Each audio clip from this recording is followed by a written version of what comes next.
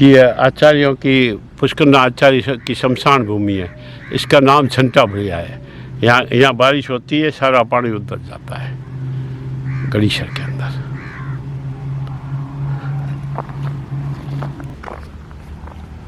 हाँ, ये आचार्य पुष्कर का ये सबसे बड़ा तालाब है।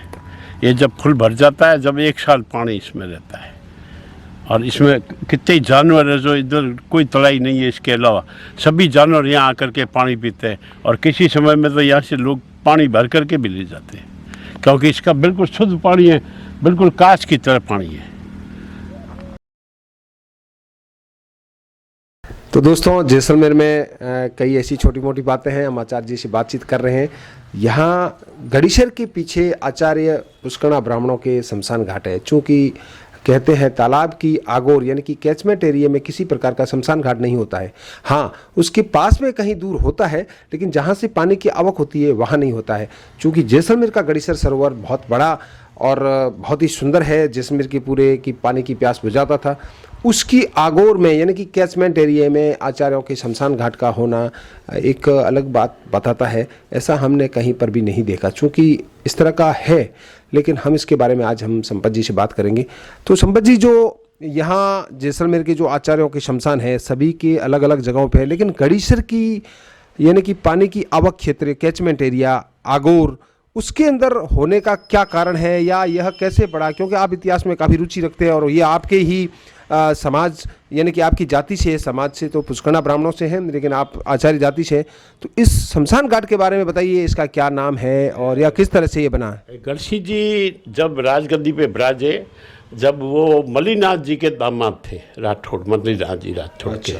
और पहली शादी जो मलिनाथ जी से की, सेकंड मलिनाथ जी के लड़के जगमाल थे, बहुत बहादुर था, उसकी भी लड़की से शादी की। बुआ भतीजी दोनों से शादी गढ़सी जी ने की थी। तो उन्होंने वो जब रानियाँ आई तो उन्होंने कहा पानी की समस्या है, पूरी जनता त्राई त्राई कर रही है, कुएँ खुद रहे हैं, उसमें पानी कभी खत्म। तो गढ़सी जी ने ये सर्वे की। जो एक बिल्कुल ढाल में एक छोटा सा तालाब टाइप था, नाडिया था, वहाँ पानी बरसात में खूब इकट्ठा होता था। तब उन्होंने गढ़सी जी ने कहा कि यहाँ ही अपन गढ़सी सर बनाएंगे। तो उन्होंने ये गढ़सी सर बनाया। तो गढ़सी जी के जो आगोर पानी का सिर्फ यही यहाँ ही था। तो ये पूरा आगोर जो था ना, इधर दक्षिण की साइड में, यहाँ सारे के सारे शमशान पुष्करणों के थे, दूसरा पुष्करणों पूर्व के थे। अच्छा, उस समय थे।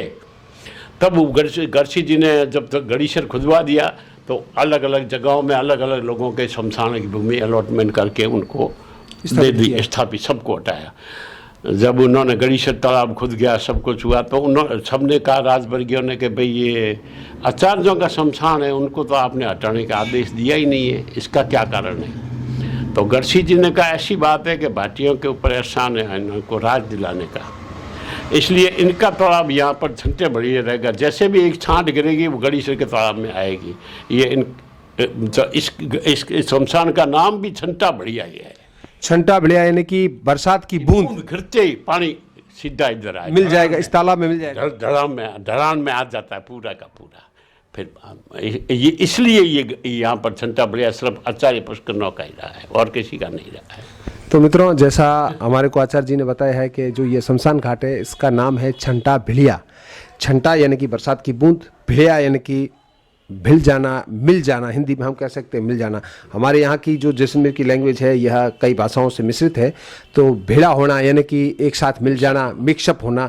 भिड़िया यानी भिल गया यानी मिल गया। तो छंटा भिड़िया यानी कि बरसात की बूंद आई और पानी के साथ शमशान घाट के ऊपर से वो मिलते हुए सीधे सरोवर में आ गई, तो इसका नाम छंटा भिड़िया है। तो दोस्तों, ये मैंने आज आपको एक छोटी सी जानकारी है जो इतिहास की थी, ये कहीं हमें लिखित में मिले। शमशान में भी नहीं नाम छंटा भिड़िया नाम है इस तालाब का, वहाँ पर वहाँ तालाब भी है छोटा सा, उस इसलिए सारा का सारा इस शमशान का नाम भी छंटा भिड़िया रखा हुआ है आचार्यों का।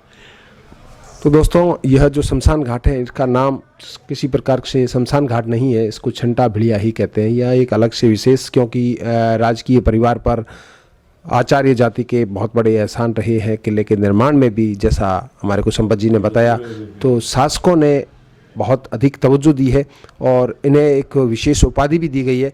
तो संपत जी, आपको क्या कहते हैं, जलगड़िया क्या कहते हैं? जलगड़िया कहते हैं। जलगड़िया जलगड़िया ऐसे कहते हैं कि इनकी जो पूरी की पूरी जिम्मेदारी थी, पूरी सुरक्षा, पर्सनल PA2 HH, वो आचार्यों के ऊपर थी। तो इनका पानी भी लॉक में रहता था, उसकी चाबी आचार्यों के पास रहती थी। उनके बगैर पानी ये कोई भी भाटी राजपूत आज तक नहीं पी सका है। तो आचार्यों को जलगड़िया कहते हैं, जिसको झारीदार कहते हैं।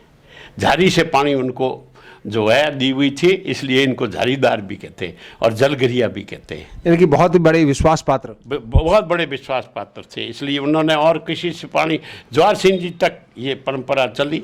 और बाद में राज खत्म हो गया तो सारी चीज़ें, राजाओं के राज भी चले गए, तो अपन पुष्करों का भी फिर तपाव रहा भी नहीं है, ये बात है। तो दोस्तों, यह राजशाही काल की बातें हैं और हमारे को संपत जी ने बहुत ही बढ़िया बात बताई कि जलघड़िया यानी कि जल पिलाने वाले जो राजा होते थे, शासक, उनको पानी जब पिलाया जाता था तो वहाँ एक विश्वास की बहुत बड़ी आवश्यकता होती थी, क्योंकि वह एक शासक होता था। तो वह मात्र आचार्य जाति के पुष्करणा ब्राह्मणों के हाथ से ही पानी पीते थे, यानी कि उन्हें इतना विश्वास रहता था कहीं उनके साथ कोई दगाबाजी ना कर दे। तो दोस्तों, इन्हें जलधारी भी, जलघड़िया भी और कई अलग अलग नामों से जाना जाता है, यह झारीदार भी कहते हैं। तो दोस्तों, ये छोटी छोटी जानकारियाँ हैं, हम आपके साथ साझा करते रहेंगे। जैसा इन्होंने अभी और बताया, इसकी बहुत वैल्यू है, चूँकि अब लोकतंत्र प्रणाली आ चुकी है तो हम वह पुरानी बातें हैं, लेकिन जब सुनने बैठते हैं तो इसके कई कारण निकलते हैं। तो दोस्तों, ये छोटी छोटी बातें हैं, हम कुछ और जानकारियाँ भी संपत जी से प्राप्त करते रहेंगे और आपके साथ साझा करते रहेंगे।